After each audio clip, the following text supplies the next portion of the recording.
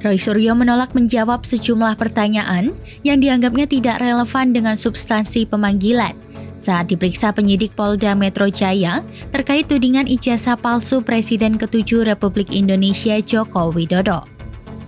Pemeriksaan terhadap Roy Suryo berlangsung Kamis, 15 Mei 2025. Roy menegaskan dirinya hanya diminta klarifikasi soal peristiwa yang terjadi pada 26 Maret 2025 sebagaimana tercantum dalam surat panggilan. Oleh karena itu, ketika penyidik mengajukan pertanyaan di luar konteks tanggal tersebut, termasuk soal konten podcast, Roy memilih untuk tidak menanggapinya. Ia menjelaskan pada tanggal yang dimaksud, dirinya berada di acara buka bersama komunitas otomotif di kawasan Kemang, Jakarta Selatan. Bagi Roy, fakta tersebut sudah cukup menjawab pertanyaan mengenai kehadirannya dan perannya pada tanggal tersebut.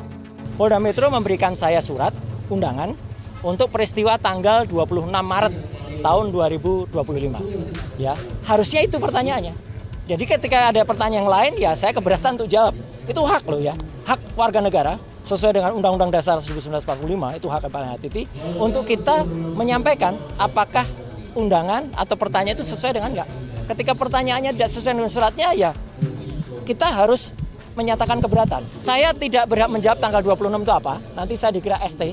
Yang jelas tanggal 26 itu saya sedang melaksanakan buka bersama, ya di rumah makan Oma apa gitu ya. Itu kegiatan saya. Ya, yang lainnya saya nggak tahu, silahkan penyidik tahu. Yang jelas saya tanggal 26 itu kita lagi buka bersama dengan komunitas otomotif saya. Itu di rumah makan di daerah Kemang. Silahkan diperiksa di situ.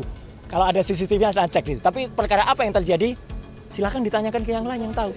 Saya keberatan untuk menjebak teman-teman yang lain. Nggak boleh juga kita. Kita tuh di situ diajak jujur tapi juga harus cerdas. Jangan kita jujur tapi malah nyeret-nyeret yang lain. Lalu, apa yang sebenarnya terjadi pada 26 Maret?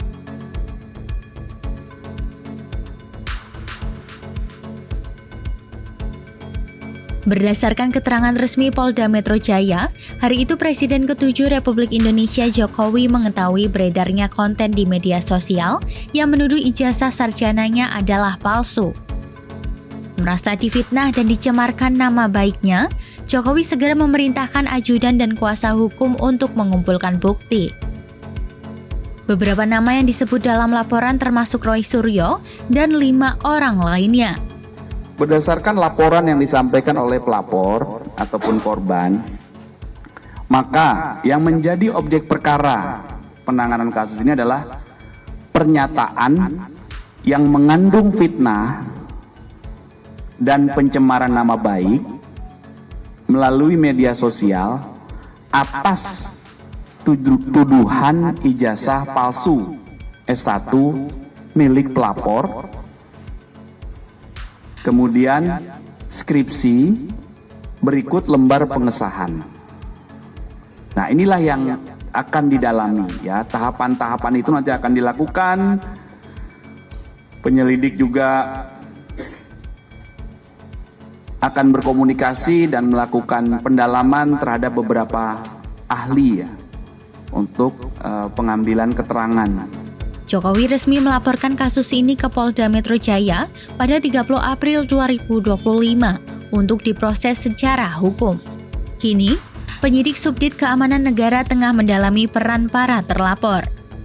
Pemeriksaan terhadap Roy Suryo menjadi salah satu bagian dari upaya untuk menuntaskan perkara ini secara menyeluruh.